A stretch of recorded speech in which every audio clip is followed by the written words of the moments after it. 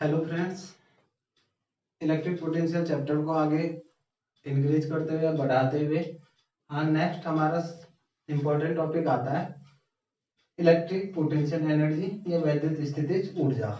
तो किसी भी निकाय की जिसमें क्या होंगे इलेक्ट्रिक चार्जेज होंगे उसकी हमको electric energy potential energy find करनी है।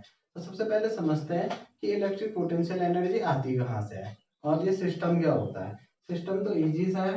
अगर आपके पास टू चार्जेज हैं और वो एक दूसरे के बहुत पास में या नियर में क्या किए गए हैं, रखे गए हैं, तो इस टाइप का जो सिस्टम बनेगा या जो चीज बनेगी, जो युक्ति या डिवाइस बनेगी, इसको हम सिस्टम या हिंदी में निकाय कह सकते हैं। अब इसमें स्थितिज ऊर्जा कहाँ से आती है जरा ये समझने की कोशिश कीजिए।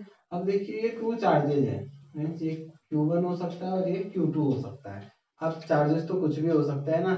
पहले समझते हैं अगर सेम चार्जेज है, दोनों पॉजिटिव या दोनों नेगेटिव है, तो इसमें क्या होता है देखिए इन दोनों को पहले ये तो जो ये Q1 वाला होगा ये कहीं अपने घर में होगा और जो ये Q2 वाला होगा ये कहीं अपने घर में होगा, अपने प्लेस में होगा। और इस टाइप से अगर आप देखें तो Q1 Q2 वाले कहीं दोनों ही इंफिनिटी पर है, मीन्स एक दूसरे से बहुत दूर है। फिर क्या होता है देखिए Q1 Q2 को, क्योंकि आपको तो इनको बहुत पास में लाना है, तो अगर आप इन दोनों को बहुत पास में लेकर के आ जाओ इस टाइप से Q1 और Q2 को क्या बनाने के लिए, सिस्टम बनाने के लिए, तो आपको इन दोनों को इन्फिनिटिव से कहां से, ये इन्फिनिटिव से कहां लाना पड़ेगा, ये पास में रखने के लिए लाना पड़ेगा इस टाइप से। अब देखिए अगर दोनों सेम साइन है, मीन्स ये भी पॉजिटिव का है और ये भी पॉजिटिव का है, या ये भी निगेटिव है और ये भी निगेटिव है, तो जब आप इनको पास में लेकर के आ रहे होंगे इस टाइप से, तो जैसे जैसे आप इनको पास में लाओगे और ये दोनों एक दूसरे के इलेक्ट्रिक फील्ड में क्या करेंगे, एंटर करेंगे, तो उसमें क्या होता है देखिए ये भी पॉजिटिव चार्ज है ये भी पॉजिटिव चार्ज है, तो दोनों एक दूसरे को रिपेल कर लेंगे कूलम्ब्स लॉ से। और कूलम्ब्स लॉ से इनसे 1/4πε0 Q1 Q2 upon R square जो आपने लॉ पढ़ा है उससे दोनों में एक फोर्स अप्लाई हो जाएगा। और ये फोर्स होगा आपका किस चीज का, जो सेम चार्जेस होते हैं उनमें रिपेल वाला फोर्स आता है, तो ये एक दूसरे को प्रतिकर्षित करने लगेंगे। तो ये वाला इसको इधर के लिए और ये वाला चार्ज इसको इधर के लिए अपोजिट डायरेक्शन में क्या करने लगेगा, धकेलने लगेगा या पुश करने लगेगा। अब तो फ्रेंड्स इसमें जो थर्ड पर्सन है उसको अपना जो वर्क है वो करना पड़ेगा, क्योंकि ये दोनों तो रिपेल कर रहे हैं, ये दोनों तो पास में आ नहीं सकते क्योंकि एक उधर जाना चाह रहा है एक इधर जाना चाह रहा है। तो थर्ड पर्सन को इसमें क्या करना पड़ेगा, अपने से वर्क करना पड़ेगा। और जो ये वर्क है जो इनको पास में लाने के लिए वर्क होता है, ये वर्क डन होता है किसी एक्सटर्नल सोर्स से, तो वही इसके अंदर किसके जो सिस्टम है वो जो वर्क है वो इसमें पोटेंशियल एनर्जी के रूप में संचित हो जाती है, स्टोर हो जाती है। ये तो था हमारे डिफरेंट चार्जेस के लिए।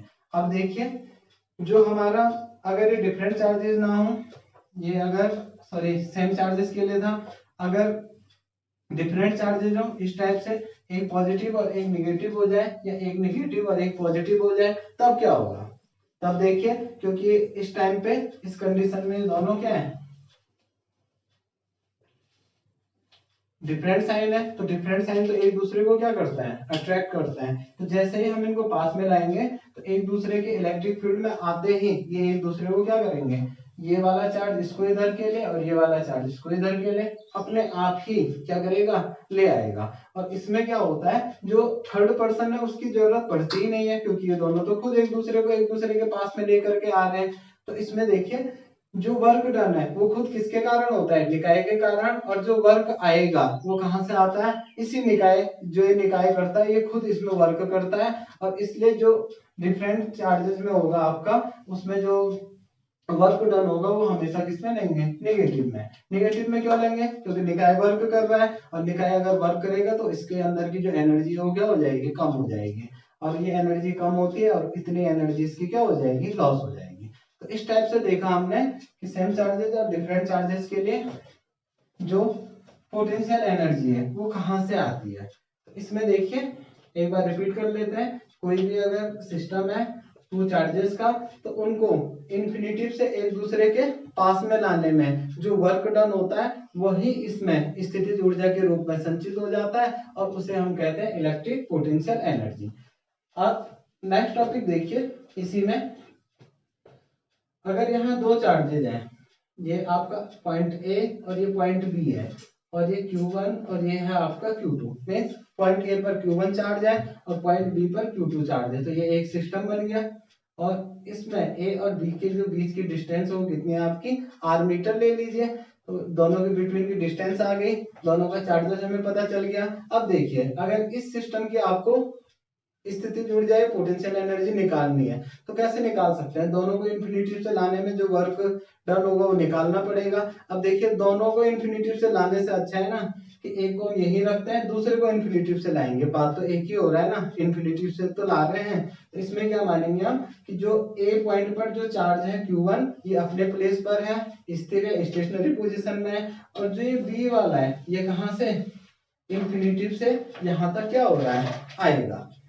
आया समझ में? तो सिंपल सा ये हो गया, ए अपने प्लेस पे है और बी को हम कहां से, इन्फिनिटी से, और कहां तक लेकर के आएंगे, Q2 को हम इन्फिनिटी से बी तक लाने में जो वर्क डन होगा वो कैलकुलेट कर देंगे, और वही हमारा पोटेंशियल एनर्जी होगी। अब देखिए कैलकुलेट कैसे करता है। अब बार बार हम बोल रहे हैं कि इसको यहाँ से यहाँ लाने में जो वर्क डन होगा में हमें वर्क निकालना है, और वर्क का फॉर्मूला यहाँ क्या होगा। अब वर्क का फॉर्मूला यहाँ वो तो जो बचपन का फॉर्मूला आपका वो तो नहीं राइट कर सकते ना, F into S, force into displacement, यहाँ कौन सा फॉर्मूला आएगा। अब यहाँ के लिए v इक्वल टू पढ़ाया आप लोगों ने W अपॉन Q, और Q को अगर इधर ले आए तो W इक्वल टू हो जाएगा आपका v इंटू Q, ये फॉर्मूले का हम यूज करेंगे इसमें। अब देखिए वर्क डन हमने कैलकुलेट करना है, Q हमें पता है Q1 Q2 है, तो क्या रह गया यहाँ पर रह गया पोटेंशियल। अगर हम पोटेंशियल निकाल दें तो हम वर्क भी निकाल सकते हैं, एनर्जी भी आ जाएगी। तो सबसे पहले आ जाएगा आपका, क्योंकि Q1 तो यहाँ पे पहले से रखा हुआ था, जो Q1 चार्ज है इसके कारण पॉइंट बी पर जो क्या होगा, पोटेंशियल होगा, potential at point B due to charge Q1। तो यहाँ देखिए Q1 चार्ज के कारण पॉइंट बी पर पोटेंशियल कितना होगा, तो हम कैलकुलेट कर सकते हैं किससे, v इक्वल टू, और v का फॉर्मूला आपको आना चाहिए 1/4 pi epsilon not Q upon R। तो इसमें देखिए 1/4 pi epsilon not Q upon R।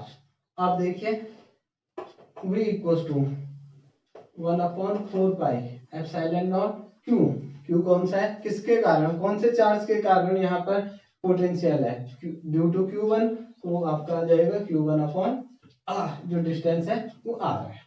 इतना आ जाएगा समझ में। नेक्स्ट देखिए, जब हमने v की वैल्यू निकाल दिया तो हम वर्क भी निकाल सकते हैं, तो वर्क डन आ जाएगा आपका, इसमें आप पूरा राइट कर सकते हैं कि इन्फिनिटी से b को कहाँ, Q2 को b तक लाने में जो वर्क होगा आपका वो, ठीक। तो वर्क डन आ जाएगा आपका W equal to v into Q. और देखिए v की वैल्यू तो हमारे पास है 1/4 pi epsilon naught Q1 upon R into Q, देखिए कौन से चार्ज को लेकर के आ रहा है, तो हम ला रहे हैं Q2 को, इसलिए यहाँ पे आ जाएगा Q2, और जो आपका फॉर्मूला है W इक्वल टू वो आ जाएगा 4 पाई एप्सिलॉन नॉट Q1 को Q2 से मल्टीप्लाई कीजिए, Q1 Q2 अपॉन R। और बार बार बोल चुके हैं उस टाइम से कि जो वर्क डन होगा वही पोटेंशियल एनर्जी होगी। So electric potential energy, potential energy U equal to आ जाएगा आपका 1/4 pi epsilon naught Q1 Q2 upon R। और ये है आपका, कोई भी टू चार्जेज अगर हैं उनसे जो क्या बनता है, सिस्टम बनता है, उसकी जो इलेक्ट्रिक पोटेंशियल एनर्जी है। इसमें देखिए ई के फॉर्मूले में डाउट मत करना कभी, क्योंकि ई का फॉर्मूला होता है 1/4 पाई एप्सिलॉन नॉट, ठीक है नहीं, एफ का फॉर्मूला होता है 1/4 pi epsilon naught Q1 Q2 upon R square. ये कूलम्ब्स लॉ भी है आपका, तो ये फोर्स का है और ये आपका पोटेंशियल एनर्जी का। ये आपका बहुत ज्यादा इंपॉर्टेंट टॉपिक है, पेपर में हर बार आता है, और डेरिवेशन से ज्यादा इससे रिलेटेड क्वेश्चन आते हैं न्यूमेरिकल्स। तो आगे आने वाले वीडियो में कुछ इसके न्यूमेरिकल भी सॉल्व करेंगे।